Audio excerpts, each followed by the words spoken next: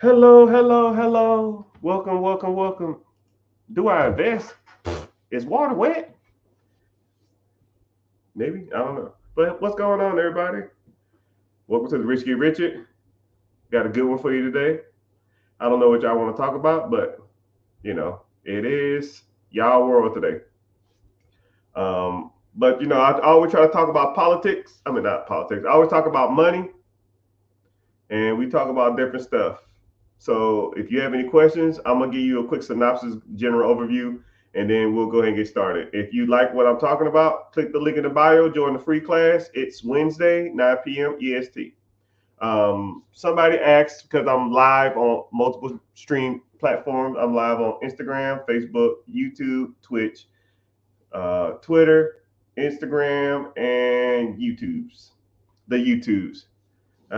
Somebody asked, how did I get rich? I started in real estate, and then I got into private equity, and then I got into business acquisition, and then I got into wholesaling, which a little bit before that I got into wholesaling, and then I got to a little bit of syndication, which I didn't do that a lot, and then now I'm kind of, in theory, I'm retired, and it's kind of funny when I was younger and I was investing, I would get people that will say shit to me like, man, you're going to be old.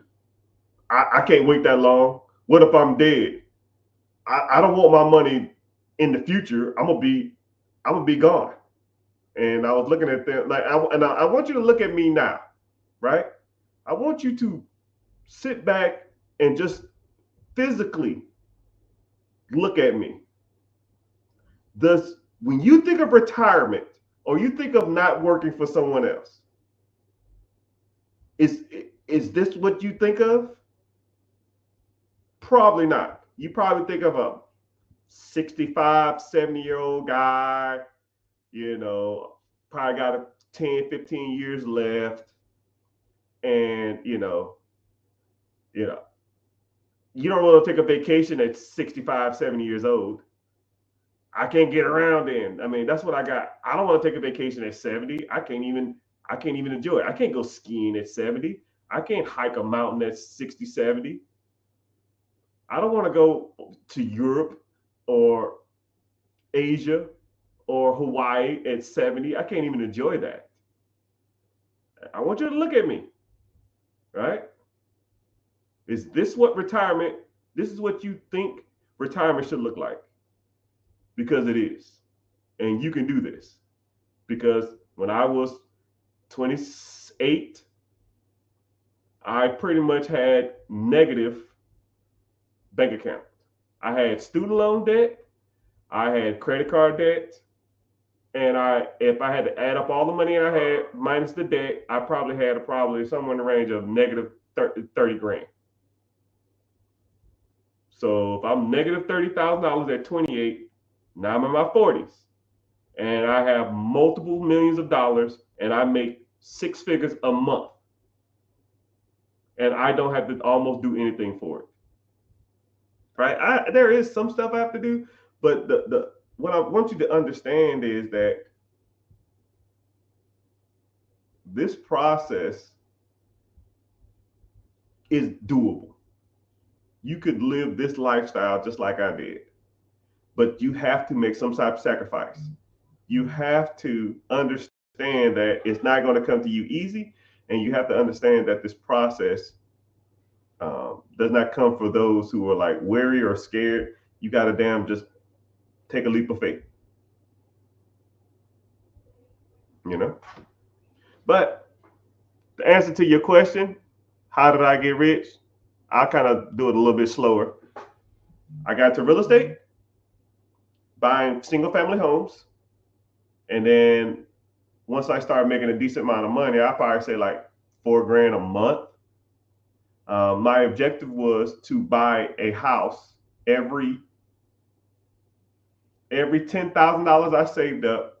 I could buy another house. So I pretty much started buying them every 2 to 3 months, because back then all I had to do was put $10,000 down on $100,000 house, and I could rent it out for $1,200. It really was like $12,000 down on a $10,000 house. and I can rent it out for $1,200. My PITA, property taxes, interest, insurance was, $800. I rented out for $1,200. I make $300-400 a month, and that was my goal. As fast as I can repeat that process, the faster I bought properties. And then I took my profit and I would invest it. I would invest it in stocks, bonds, mutual funds, ETFs, all that kind of crap. And then when that money started getting bigger, then I just buy bigger properties.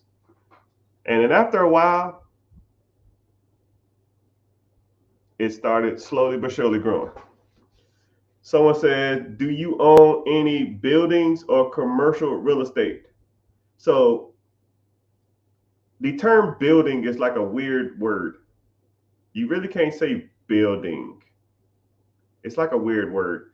So all buildings or structure has a proper name, right? So I'm going to put you on a little bit of jargon before we even move forward, right? So all real estate will fall into these categories. One of these categories, you have single family home, right? That's one person in that house, one family. Then you have what's called a duplex. A duplex is two people or two families, right? Then the next one is a triplex or a quadplex. Triplex. That's 3 units under one domicile or one house. That means there's 3 different entrances, 3 different exits, 3 different families. Then you have what's called a fourplex or a quadruplex. That is 4 units, 1, 2, 3, 4. 4 units, 4 families, 1 building or 1 structure. When it comes to real estate, you have to, anything 4 units or lower is still considered a single dwelling or a single family home.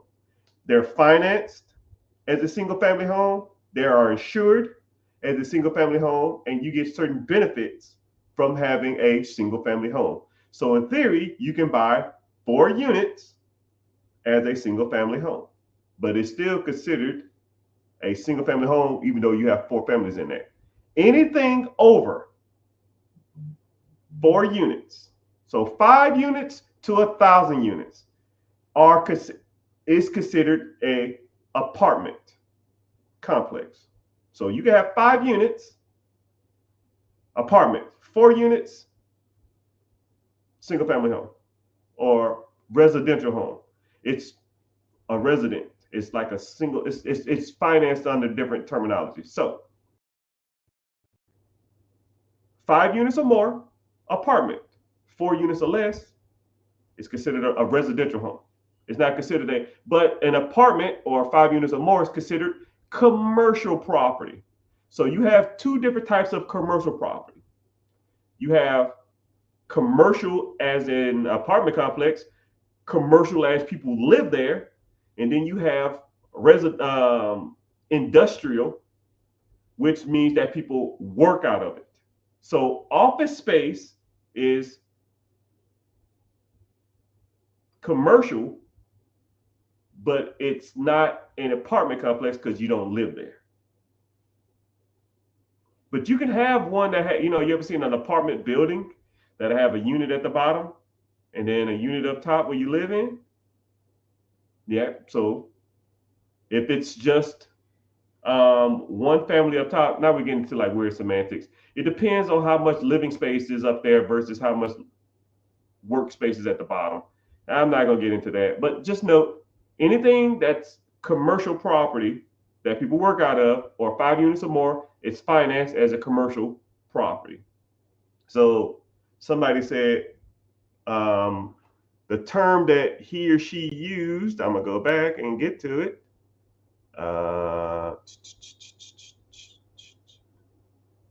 Do you have any buildings?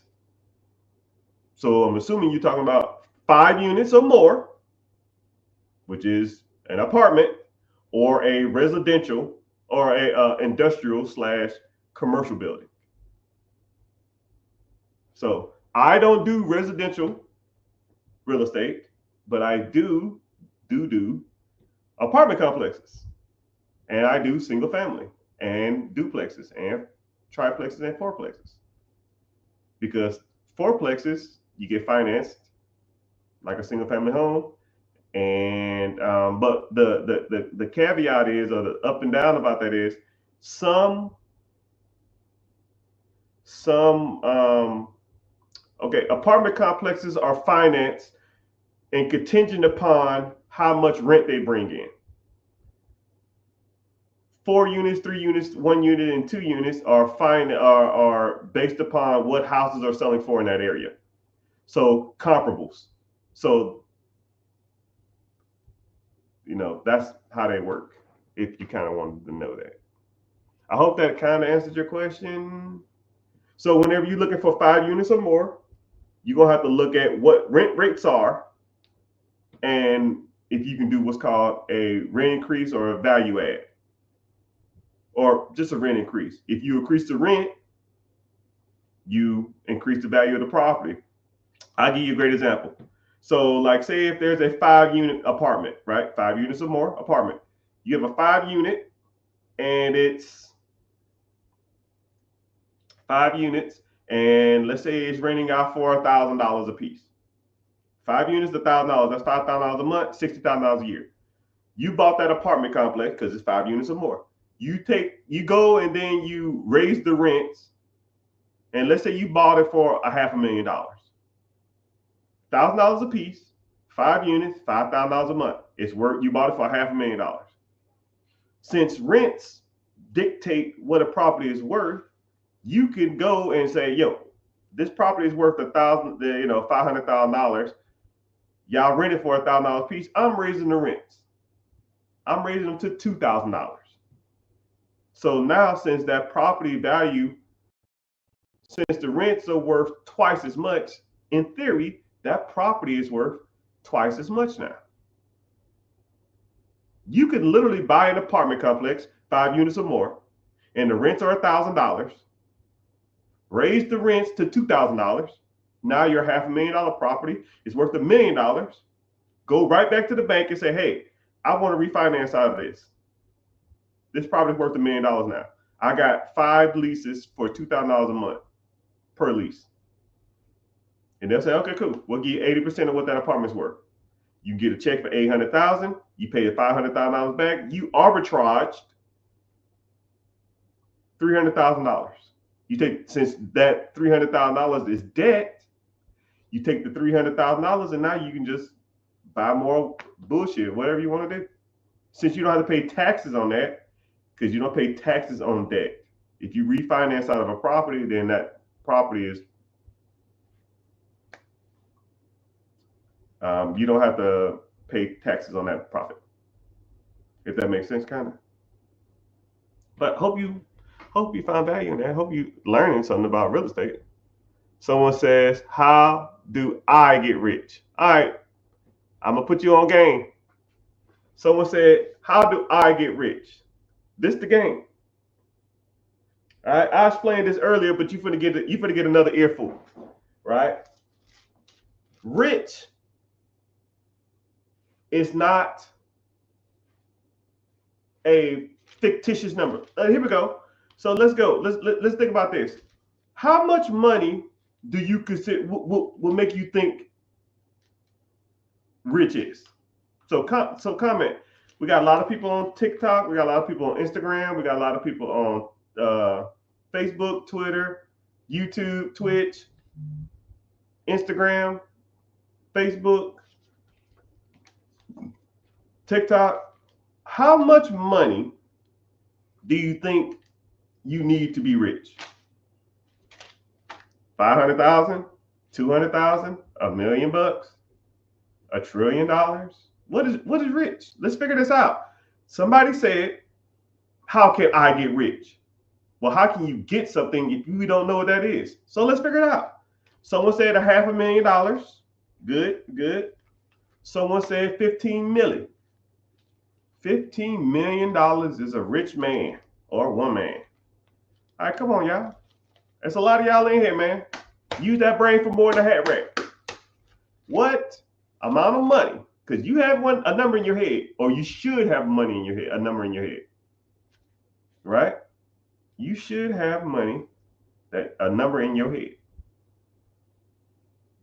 Someone said $2.2 million. How you come up with that number? I've been thinking about this a while. Someone said $1 million a year. Someone said $200,000 a month, which is 2.5 million dollars a year. $500,000, another 200 million, $22 million. Okay. Someone said $1 million a year. Okay. Since y'all kind of answered the question, what I want you to think about too is, think about it like this. If rich is a number in your head, how do you get to that number?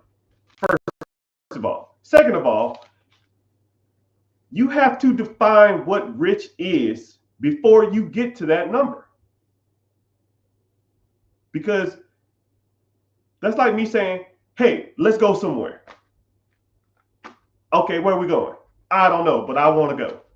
You know how crazy that sounds? You know how, like, when I put it in that perspective, hey, I want to go. You saying to me, hey, I want to be rich. It's like you calling an Uber and saying, hey, I want to go somewhere. Where do you want to go? I don't know, but I want to go. Sir, I have to know where you're going so we can figure out how to get there. Because if you just get in the car and start driving, you'll go nowhere. You have no destination. When it comes to this money thing, you need to define what rich is. Then you can work backwards, because you can't work on something and you don't know where you're going if you don't even define that, right? Some of y'all said $500,000. Some of y'all said $1 million a year. Somebody said, $500,000 a year. Somebody said 1.2. Somebody said $2.2 million. It don't make a difference. Know your number. Okay? So now, I'm going to give you another lesson that I explained this earlier to somebody else. If you have a number in your head, if your number doesn't make you money, then your number is irrelevant. If I gave all of y'all $1 million, right? It's a lot of people in here. If I gave all of y'all $1 million, how are you going to make that? And I say, okay, cool. I want you to have $1 million. I'm going to give you $1 million, but in 5 years from now, I want you to have more than $1 million. I'm going to tell you straight up, 90% of y'all will be broke within 5 years, because y'all do the same stuff that got y'all broke. So for example, I'm going to tell you straight up, if I gave all y'all $1 million cash, no taxes, no nothing, $1 million, you know what the first thing y'all going to do? The first thing y'all going to do, I already know it, because I deal with people in money all the time. I see people get large inheritance. I see people get lottery money. I meet with celebrities. I meet with influencers. I meet with athletes, and they get a crap ton of money at once, and they do the same shit that middle class and poor people do all the time. First of all, this is what's going to happen if I gave you $1 million cash. First thing you're going to do is pay off all your debt. Pay off all your debt. And let's say, for example, let's say you have $20K worth of credit cards. That'll be gone. Let's say you have no taxes. No, I want no scapegoat. $1 million cash, no taxes. I'm not worried about Uncle Sam on this scenario, right? This is just you. What you would do. You get 20 grand, you're going to spend $20,000 getting out of credit card debt, right? The average American has $23,000 worth of credit card debt or some shit. You're going to pay off the credit card debt, right? So I'm going to keep track of this, right? So $22,000, I'll round it just to make this easier. $20,000 worth of credit card debt, right? Then you're gonna probably get out of more debt, right? Like pay off your car. Let's say you had a car and you owe $20,000 on it, right? You're gonna pay that off, right? So now you 20 more $1,000, right? So boom, that's gone. So now you got 40 grand. You spent $40,000 like that just to get out of debt. All right. So now what you're gonna do? You more than likely, if you don't have a house now, you're gonna buy a house. Okay, I'm about as simple as it gets. Or either you're gonna buy a house or you're gonna pay off the house you have. Right? Buy a house now. A lot of people are chiming in and telling me what they're gonna do. I already know. I see it all the time. So now you're gonna pay off your house. Let's say the average home in America is $400,000, right? You're not going to, buy something crazy, but you're a millionaire, right? So I want a decent home, right? $400,000 will get you a decent house, right? You don't want no house payment because that's for poor people. Buy your house in cash. That means if shit ever hit the fan, I always got somewhere to stay, right? That's the mentality of poor people and middle class people. But we're here. $400,000, $400,000 while on the house, right? $400,000 in the house. All right. So now you paid off your old car, you paid off your credit card debt, you paid off your house, you bought a house for cash, because that's what rich people do, right? Millionaires do. I want no house payment. So boom. What's next? All right. Well, I'm a millionaire now, right? I had this old Honda Accord that I paid off 20 grand, but I want a decent car now. I want my wife to have a decent car, right? So she's gonna get her a nice little SUV, and I'm gonna get me a nice pickup truck, right? What's a pickup truck cost me? 40, 50 grand. What's a nice SUV cost? 40, 50? I don't fucking know. So I'll give you a $40,000 Cadillac or some shit, or Escalade, and another $40,000, $50,000 pickup truck or some shit like that, right? So 80 grand is gone. Boom. 80 grand is gone. 80 grand. But shit, you got $1 million. You spent $520,000. $520,000 on this damn process. Boom. So shit, you got $500,000 left.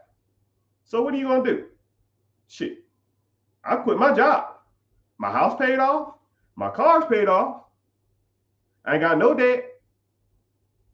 Why am I even working? I'm a millionaire.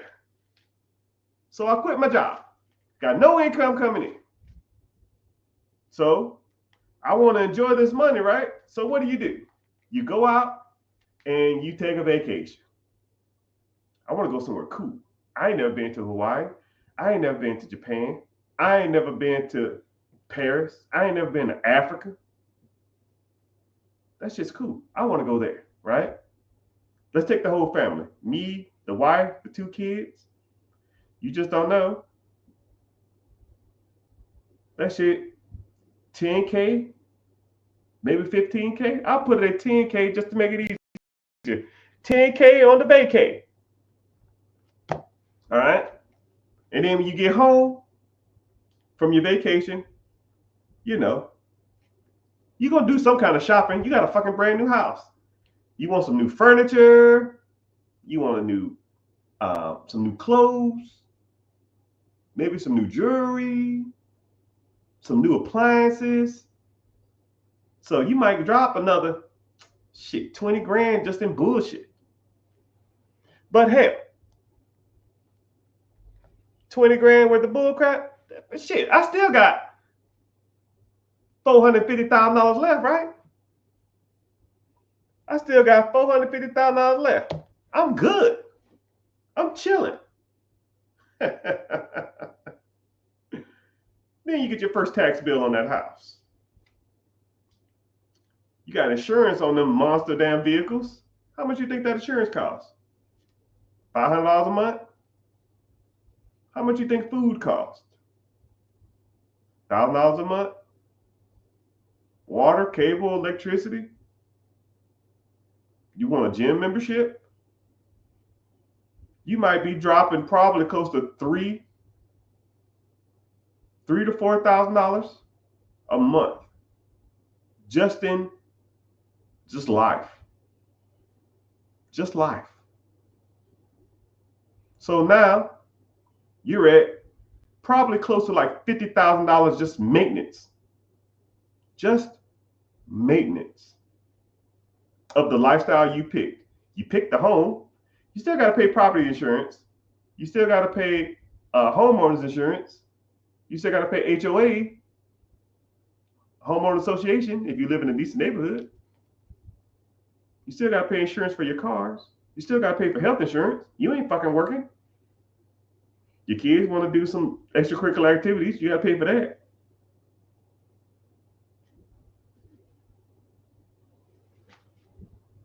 So now you're dropping $50,000 a year. You got $350,000 left, $400,000 left. Property taxes, all that shit. And you know what's going to happen? If you don't get to making some money, you got $400,000 left according to my stuff. Actually, you got less than that. You probably got 6 years at $40,000 a year maintenance. 5 years, maybe 6 on a good year, a good time, if you're getting a little cheap. And that's if you don't take any more vacations. That's if you don't go to Vegas. That's if you don't go to Bora Bora every damn year. That's if you don't take a Hawaii trip every 2 months or 3 months. Because all you're going to be doing is sitting around all day, and you're going to be bored. And you know what people do when they're sitting around bored all day with a shit ton of money? They spend more money. I don't make up the rules. I just know what they are. People sit on their ass all day, and all you're going to do is, I'm almost a victim of it. When I'm not doing shit, I spend more money on junk. So I keep myself busy. I honestly like talking on social media because it keeps me busy instead of me out going spending money on dumb shit. Because once you just have a shit ton of money, you go out here and make a crap ton of money, all you're going to do is sit on your phone, and you're like, that looks cool, Amazon. That looks fun, Amazon. That looks cool, eBay. Man, I like these new Jordans, eBay. StockX, or whatever the fuck's going on. So once you get into that consumption, I got the money, I got $500,000, $300,000, all you're going to do is start spending money all the fucking time. Man, I'm bored. I want to go on vacation. Man, I'm bored. I want to go catch a game. Man, I'm bored. I want to go to Disney World. Man, I'm bored. Let's go take a mini vacay. Yeah.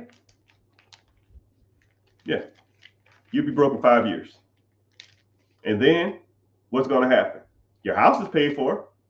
Now you got to get a job just to maintain your lifestyle. And what did we learn here, people? What did we learn? If I gave you $1 million and in 5 years from now, you got to go back to work, is that rich?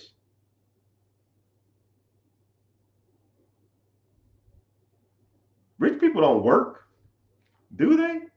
Or don't they?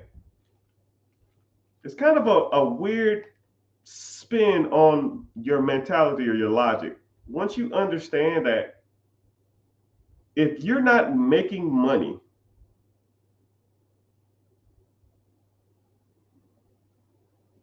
constantly every month to cover your expenses and your lifestyle, then you will always have to worry about life.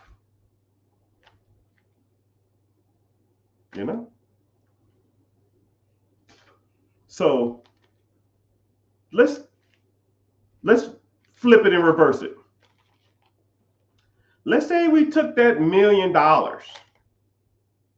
and instead of paying off our debts, paying off our car, buying a house cash, buying 2 cars cash, taking a vacation, and all of the other kind of crap. Let's say we took that $1 million and we just bought a business cash. And let's say that business is bringing in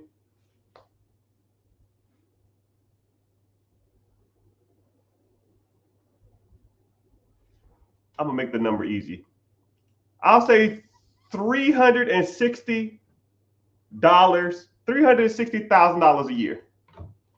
Let's say you bought a donut shop or a gas station or a Krispy Kreme or a Dunkin' Donuts or a laundromat or a healthcare spa, nail salon. I don't give a fuck what it is.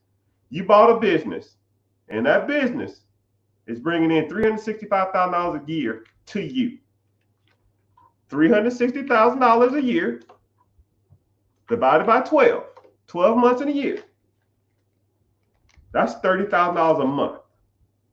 Okay? You take that income from that business and you go to the bank and you say, hey, bank, I want to buy a $1 million home. They say, cool. That $1 million home payment is going to be about $10,000 a month. Cool. I make 30. So now, out of your 30, $10,000 is going to your house payment. Hey, bank, also, I want to buy my wife an Escalade and I want to buy me a pickup truck. Well, your payments on those are going to be about $2,000 a piece. Cool. So I make $30,000 a month. So $2,000 a piece, that's $4,000 a month. Hey, bank, hey, let me see what else I need. I made $30,000 last month. I got me a house. I got me a couple cars. So after that, I still got $16,000 left. So now with that $16,000, let's say I want to buy a boat. Cool. Someone said a boat. What other things you think you could buy? Right? Let's say a boat. Let's say the boat payment is another $2,000 a month, right? So now I'm at $16,000 payments, but I make $30,000. So I have another $14,000 a month, right? So I said my expenses is about $5,000 a month, right? So I'll factor in another $5,000, right? So another $5,000 in payment. So I have $9,000 left.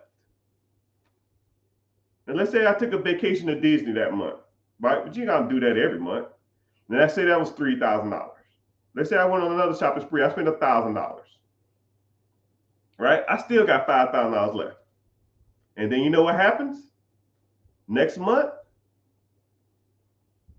I repeat the process. Then I get another $30,000 and then another $30,000. I have, instead of a $400,000 house, I have $1 million house.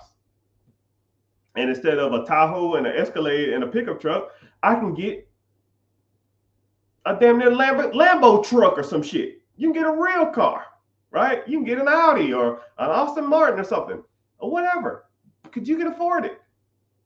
Your business is bringing in, $30,000 a month of income to you. You take that income, and then if you want to be cheap, you want to buy a Prius, you want to buy any of that shit, you can just be cheap and buy all that stuff,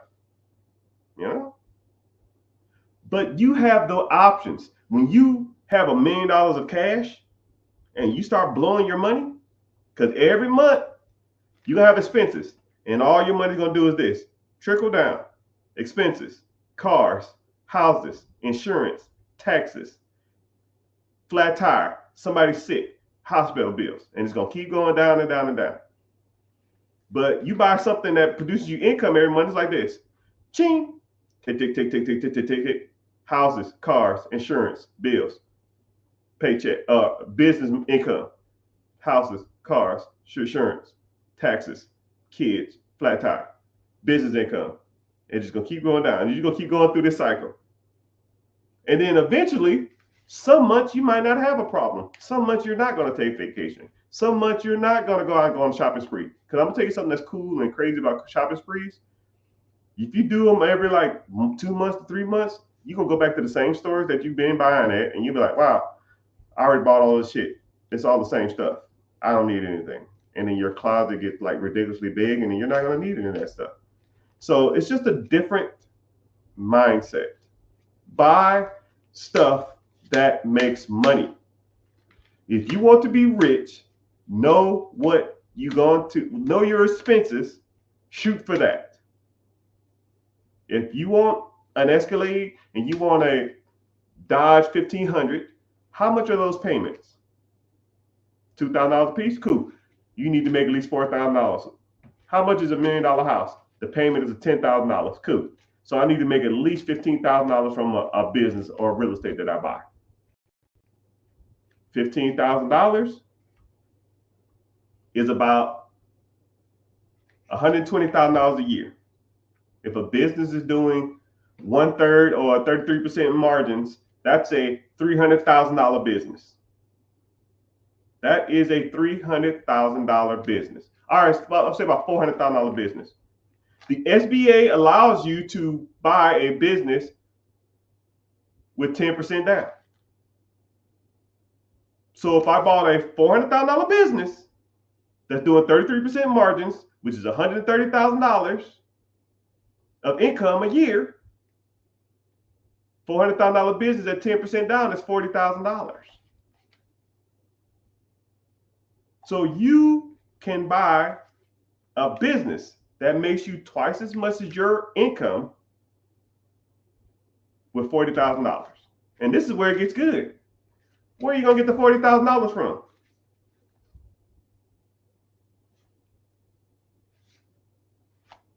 You can take out a line of credit. You can borrow from your 401k. You can do syndication through friends and family. You can get a private money lender. You can go to hard money lenders. There's multiple ways to buy and get money for businesses.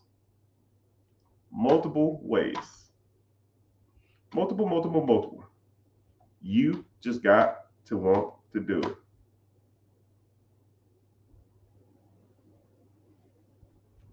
Someone says, I can come to you and work out a deal. You know, I always told myself I don't work with people because I don't want my expectations or your expectations to be. But I can show you everything you need to do for this process to work. You can do the same thing with real estate. You can do the same thing with business ownership. You can do the same thing with Turo. You can do the same thing with Airbnb. You just need to figure out the process. So someone said, I need help. Okay, cool. So if you want to learn more about this process, click the link in the bio or go to therichgetricher.com, which no one ever does. Just click the link in the bio. It'll take you to a link and it'll say, be your own boss. Click that. Sign up for the free class. The free class is on Wednesday, 9 p.m. EST, if you want to know more about the process, right? But we talk about buying businesses that are absentee. So I'll even break down that process. So when you buy a business or you're looking into a business, there's pretty much 3 ways that you can do it. You can start a business. And you don't want to start a business. If you Google the failure rate of a startup, it's like 91%. You have lack of knowledge, lack of resources, lack of funds, lack of a customer base. You spend a year doing a build out. So you go and find a location. You got to prepay your rent. Then you got to do what's called a build out. So you got to take all this stuff and fill it up. You got to come up with menu. You got to hire staff. You got to hire a manager, and you ain't made a dime. You $100,000 in the hole, and you don't even know if the proof of concept is going to work.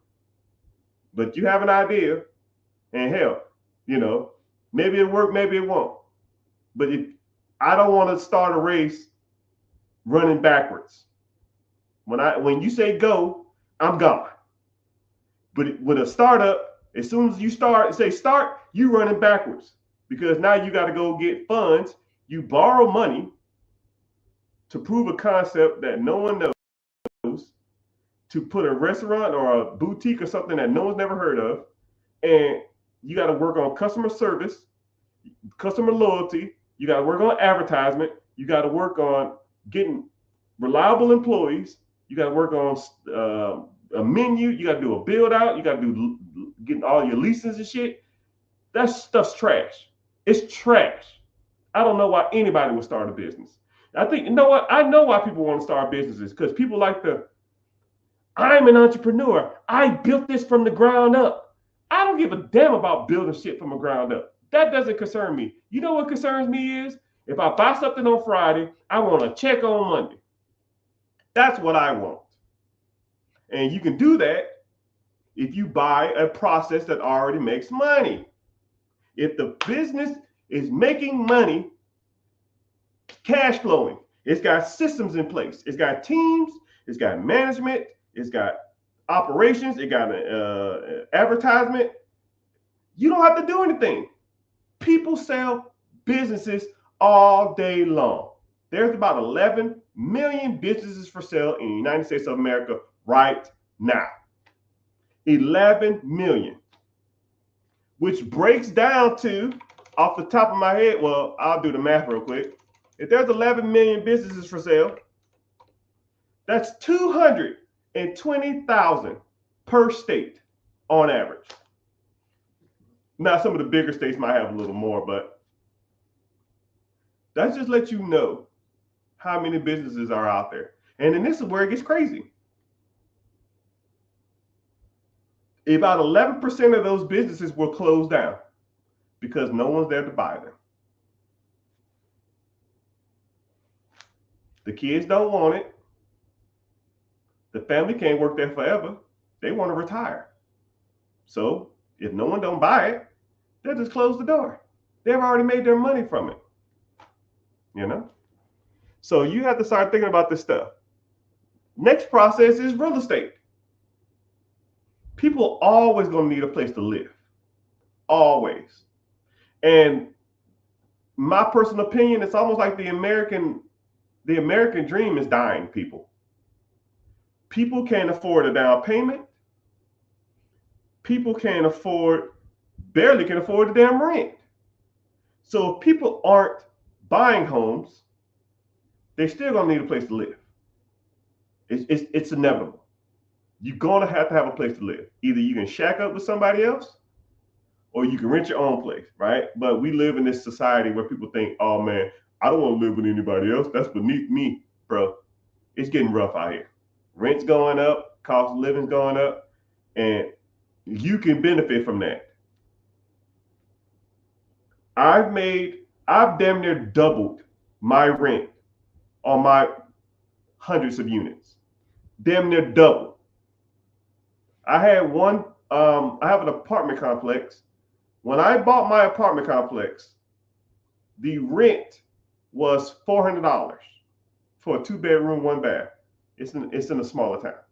That's like, damn, that's cheap. Now my rent is almost $1,000.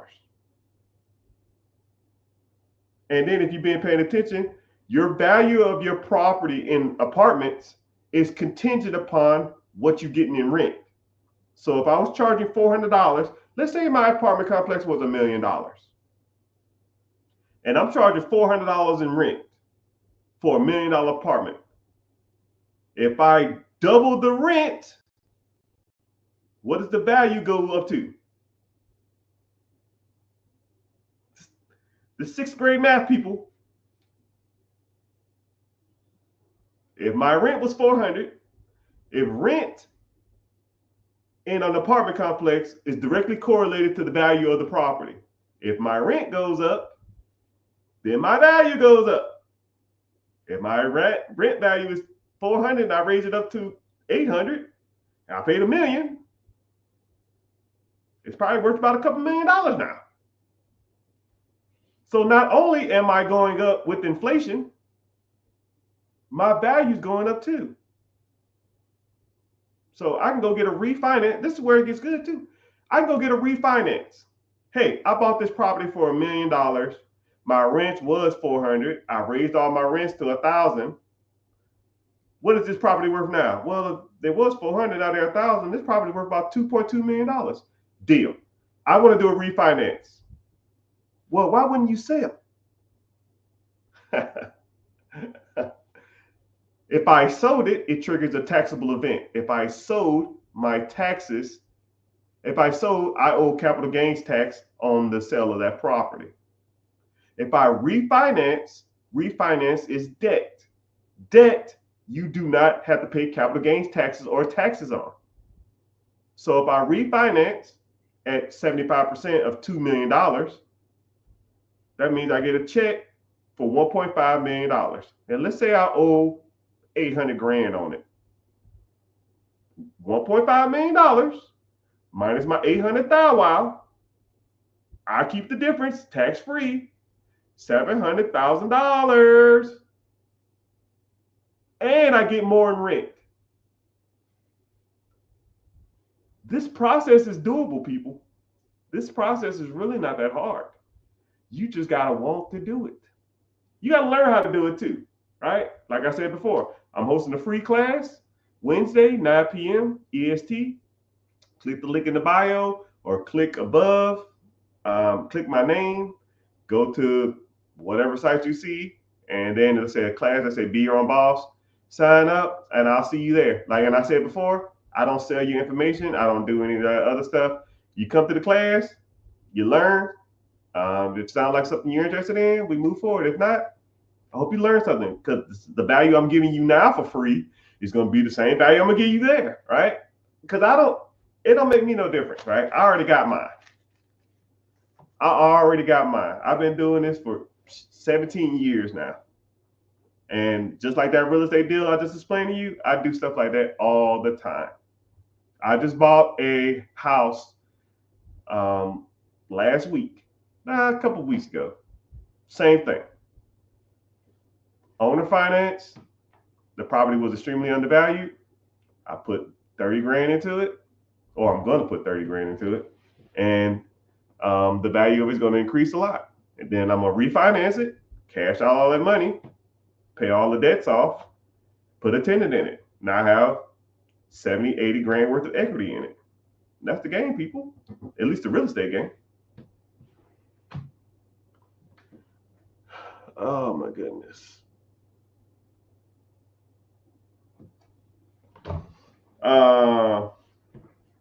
Someone said, if you join the community, it's well worth it. You get the amount of gain you get is well worth it. Thank you, sir. I'm glad that people find value in that stuff because I'm telling you, man, I don't sugarcoat anything. I don't hold no. When it comes to that type of stuff, I don't hold back. I don't like it. It doesn't benefit me to gatekeep. Like I don't care. Right? My objective is to get you to your goal because I've done it. And when I was coming up, there really wasn't no people out there that was kind of talking about this stuff. There was, but there was either they was like limited in their resources, limited in their game, and limited in their knowledge. And you know, just like anybody, when I was coming up and I was learning like real estate and business acquisitions and wholesaling and that kind of stuff, you got to pay to play. So I would go and learn all this information from these people, but it was almost like I had a piece of the puzzle.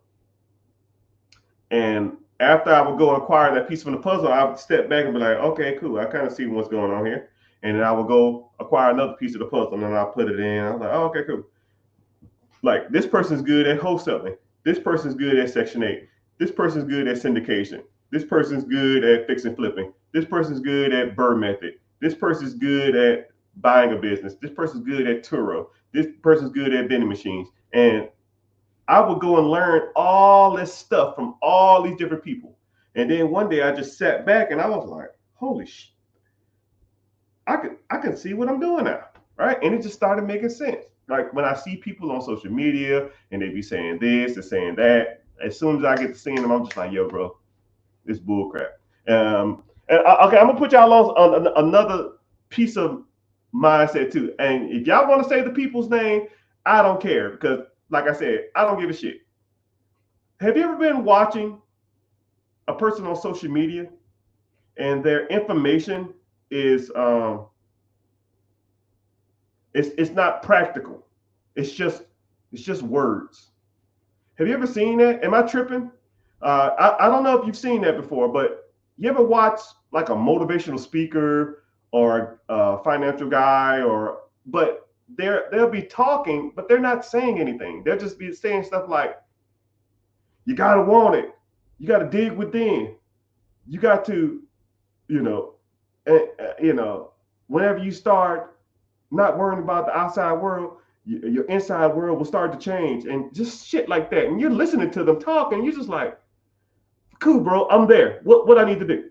Right? It's not practical. It's not applicable. You can't take that and use it, because you could be the most motivated person in the world. If that information doesn't serve you or do you any justice, you can't do nothing with it. So what's the point of even having it? Right? Motivation is cool. I think everybody needs motivation here and there, but there's nothing there. There's no subject, no subjectivity. It's no, this is how you do it. A, B, C, D, E, F, G. This is how you do it, right? And if anybody want to work with me, I'll tell you straight up. Hey, sit your ass down. This is how it's done. A, go here. B, do this. C, look at this. 4, if you want to go this option, go this way. If you want to go that option, go this way, right? It's none of this motivational mumbo jumbo. You got to have heart. You got to want it. You got to, no. You want to buy a business? Let's talk about businesses. You want to talk about real estate? Let's talk about real estate. You want to talk about Turo? Let's talk about Turo. These are the best sites. These are the best cars to have. These are the best way to do it. Here, I'll give you a Turo play for free right now if you want one. Boom. If you want to get on Turo and maximize your amount, new cars suck. Don't buy a fucking new car for a good payment.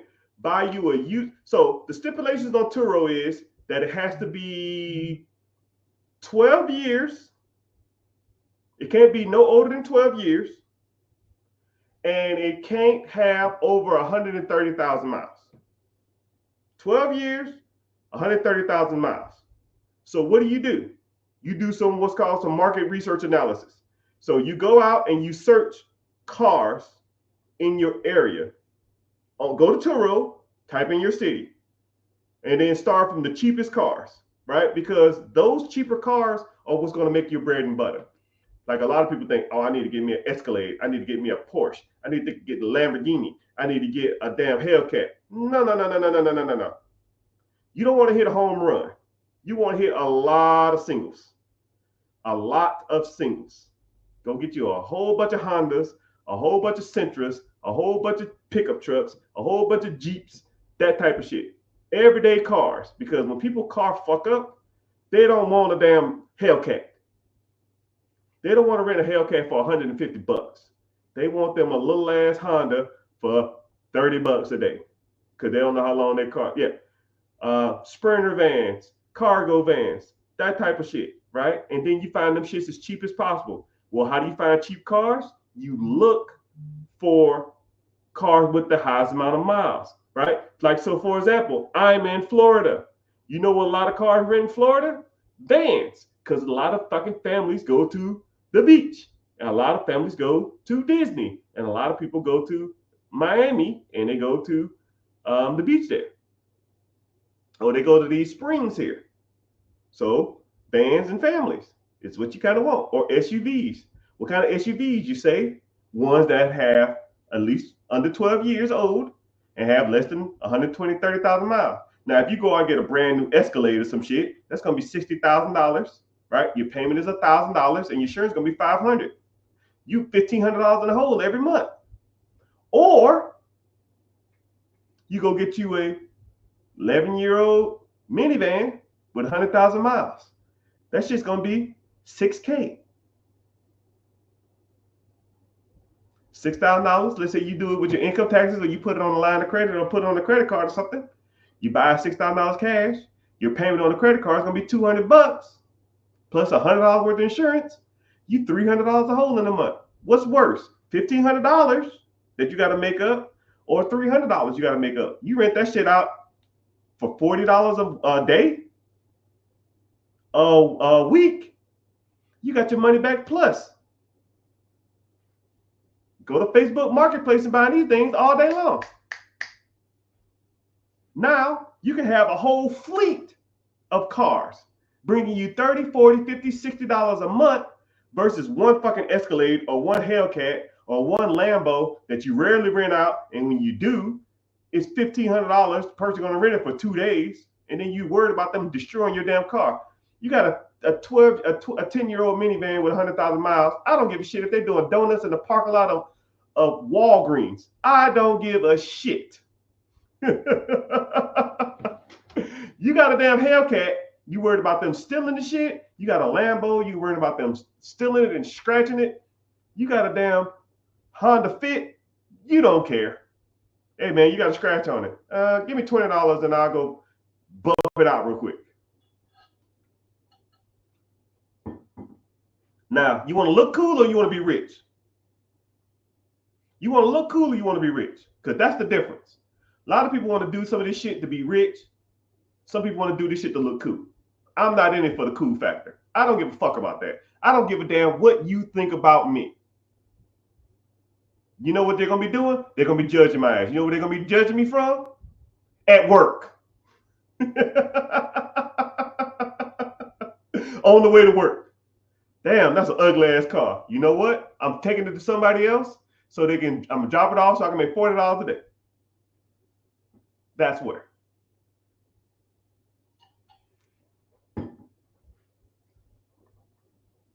Now, if you found value in that stuff, give me a random emoji. I don't give a damn what emoji it is. Because I want you to know that a lot of people would charge you. They would charge you a $300 course to teach you that. Somebody would charge you $300 to give you that information on a course. I told you that for free, just sitting here. And that's the difference between some of these guys out here. They are going to try to give you a piece of the information or they're going to try to charge you for it, right? But a lot of this stuff, I'll hook you up. I don't care, right? I've already got mine, like I said. And a lot of times I want people to go out there and apply some of this information. Because once you go out there and apply it, and I'll give you some game here and there, but when you go out and you see other people doing this, and you see other people out here making money doing this, you're like, well, damn, this motherfucker, he wasn't playing. He was telling the truth. Hell, look, I'll give you another play about Turo. Free. Go to Facebook Marketplace, add yourself to every Turo group, or at least 3 of them. When you do that, when you add yourself to them Facebook Turo groups, go in there and say, in y'all opinion, what's the best type of cars to buy and how much should I be looking for to spend in those cars? Or say, what kind of cars do you have, how much you spent on it, and how much do you rent it out for? Because people love to brag about how they do some shit. I'm in California. I have a Honda Civic. I rent it out for $30 a day. I have a Hellcat. I rent out for $200 a day. I probably rent it out 10 times a day or 10 times a month. I have a Honda Civic. I have a minivan. I can't even keep that shit rented. I can't keep it in. I'm in 5 groups. See? And you learn from other people who are doing that type of stuff. But hey, I gave you that for free. That's just Turo play, which I know people that make a decent amount of money on Turo, but it's not my thing. It's not my thing. Well, I got a couple cars on Turo, but it's not like that. They barely rent. You know, they rent enough to pay for themselves, but that's about it. A lot of times I have the dates blocked out because I don't want to deal with it. Me just being lazy. But yeah, people, if you are interested in learning more about Airbnb, like we talk about it all. Like we focus on in this process with me. You focus on the four pillars: credit, personal credit, business structure, LLC, EIN, S corp, C corp, business email, business address, all of that shit. Business credit, business funding, trade lines, Dun and Bradstreet, Dun scores. If you want to get into that stuff, we can. And that's one system, right? If you perfect all four of these, you be rich for life. Perfect and implement them. Perfect and implement them. Second system or second tier is investing. What are you investing your money that you earn, right? You can go out there and buy a million businesses. You can go out there and buy a million properties. But when that money comes in, what are you doing with it? Are you taking that money and living off of it? Or are you trying to grow lifetime generations worth of money? Like, I'm sure y'all heard of like the Rockefellers, the Vanderbilts, the Rothschilds, the Bernanke family, and that kind of stuff like that. Those families invested into a market, the stock market, maybe oil, maybe the private sector, maybe commodities. They invested in something. And those companies made them so much money, then their interest starts making them more money. And then their interest makes interest, they make interest to make interest to make interest. And now their kids and grandkids and their grandkids and their grandkids are the beneficiary to those funds, which makes them trust fund babies. They put all their money in a trust. The trust pays them interest, and then they live off the interest. It's a simple process that you can learn how to do, you know. But what type of investments do you have? What kind of family lineage do you want to invest in? What type of family, what type of inheritance do you want to leave your kids, if any? You know, everybody wants their kids to be better off than they are, right? And if you don't, then maybe I'm not for you. But everybody in here should want better for their kids, right? And you got to start setting that stuff up. You got to start setting up your trust. You got to start setting up your investments. Set up your accounts so your kids, whenever they do get their inheritance or they get some money, if any, then that money will make them money, would make them then make them money, and then make them money. You have everything you need to offset your family lineage. If you are listening to this message and you understanding the words that are coming out of my mouth, that means you have cell phone service, you have a computer, you have internet, and you have access to me, right? I could teach you everything you need to set up the next 10 years of family generation. Takes the next 10 generations of your family. So your great grandkids would be like, yeah, how the fuck, how the hell you get all this money? Oh man, I had one of my great grandfathers. His name was Mr. Richard. He set up this trust. He put it into a whole bunch of different funds, and that fund pays us a interest dividend of like 12% a year for the rest of our lives, and it's like almost $50 million in there. So we get like a check for $5 million a year every year for the rest of our lives. Damn, that's crazy. I wish I was that lucky. They can be. They can be. You just gotta want to do it. You just gotta want to set it up. Right? And the next thing is ownership. Ownership of processes that make you money while you're sleeping. Turo, make you money while you're sleeping. Airbnb, make you money while you're sleeping. Absentee businesses, make you money while you're sleeping. Franchises, make you money while you're sleeping. All of these things you need to start putting your money into. And then the next one and the last one is real estate. First your home, then single family home, duplexes, quadplexes, fourplexes, apartment complex, commercial, Airbnb, Section 8, syndication, wholesale, bird method, bird dogging, bandit signs. It don't make a difference. It don't make a difference. You focus on those 4 things, you'll be bulletproof. Okay? Focus on those 4 things, bulletproof strategy.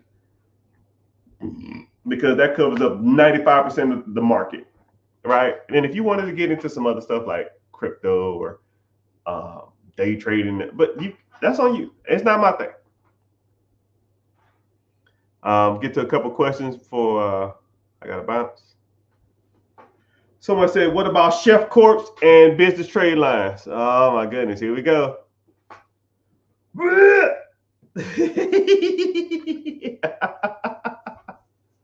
Okay, so Chef Corps and Shell Corp, a lot of people always confuse them. A Shell Corp, like turtle shell, is when you hide stuff. That's a Shell Corp, like a turtle shell.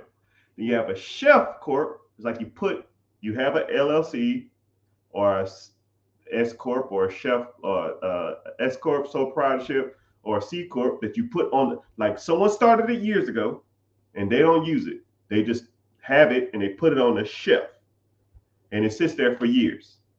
And then one day they take it off the shelf and then they try to sell you it. Okay, here you go. Here's a Chef Corp. It has business age and it shows that this business has been around for 20 years. So when you go to the bank and you say, hey, bank, I got a 20-year-old business. I need money. Give me the funds. And they say, no problem, sir. No problem, Mr. Richard. You got a 20-year-old business? Sign you right up. Here you go. Zane, right? Wrong. That method used to work 2017, 2018, 2019, maybe 2020. But the banks got hip to that shit because you know why? Us black folks did up for everybody, right? So what happened is people just go, oh, let me go buy a Chef Corp. It's 20 years old. Then they go to the banks and say, hey, I got a 20-year-old business. Okay, cool. Here's a check. Here's a line of credit. Here's a business credit card. 20,000, 15,000, 30,000. And then you go to multiple banks. Now you can raise $50,000 to $100,000, but you don't have no fucking money. You don't have no income. So you got $100,000 and no way to pay for the $100,000. And you know what people do when they start getting $100,000 worth of shit? Back to what I was saying about trying to start a business. Okay, cool. Let me go out here and get a lease. Let me go out here and go ahead and do a build out. Let me go ahead and try to hire employees. Let me go ahead and try to hire staff. Let me go out here and try to make a menu. Let me go out here and do some advertising and marketing for a process that I don't even know exists, but I got $100,000, so I got to try to make this money work. So now you're $100,000 in the hole from a trade line and a Chef Corp that's how you got the money, and now you got $100,000 in debt from a business that you didn't even know that's going to work, trying to proof of concept that you have no clue about, and hiring employees and staffs and managements and teams and internet and all this other kind of shit, and ain't made a dime yet. And that credit card statement is going to come. They'll say, yo, you owe me $1,000 and you ain't made no damn money. So boom, you default. And then you can't afford everything else. You can't afford your employees, so they quit. But you try to go in there and run it yourself because you know you can save yourself money. Now you in that shit 60, 70 hours a week. But you can't even afford advertising to get people to come to your new business that you started. And the shit collapsed. You owe the lease guy 10 years. You owe the bank $100,000. And now you worse off by starting this fucking Chef Corp. Congratulations. You played yourself. But, and that's if that technique even works. But you don't anymore. Because banks want you to personally guarantee debt now. Meaning they are going to pool your personal credit for that debt now. So now there's two people that walk into a bank. There's a guy with a chef corp. Chef corp that's 20 years old that don't make any money with shitty credit. Then there's a guy who has a LLC, S corp, C corp that has great credit. He make 800 credit score, and his LLC, S corp, C corp, or sole proprietorship is a month old. Now, who do you think they're going to give that money to?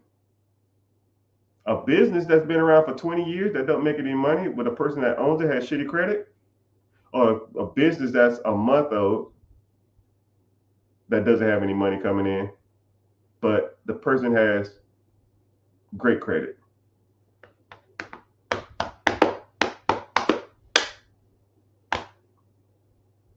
The answer is the good credit person.